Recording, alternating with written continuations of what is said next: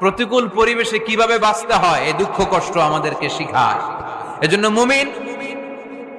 মুমিন বান্দার বৈশিষ্ট্য হচ্ছে দুঃখ কষ্ট বেদনা জ্বালা এগুলোতে সে আপসেট হয় না, সে হাল ছেড়ে দেয় না, সে ভরসা রাখে একজনের উপর, চিল্লায় বলতে হবে তিনি কে।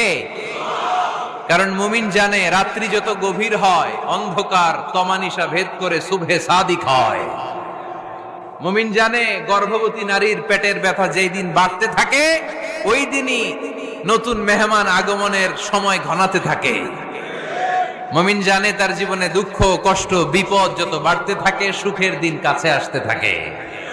এজন্য মুমিনের হারাবার কিছু নেই। ফা ইন্না মাআল উসরি ইউসরা, ইন্না মাআল উসরি ইউসরা। নবী হে, কষ্টের পরেই আছে আনন্দ, দুঃখের পরেই আছে সুখ। আপনি সমস্যায় পড়েছেন, ওই সমস্যার সমাধানও আছে না নাই? এই পৃথিবীতে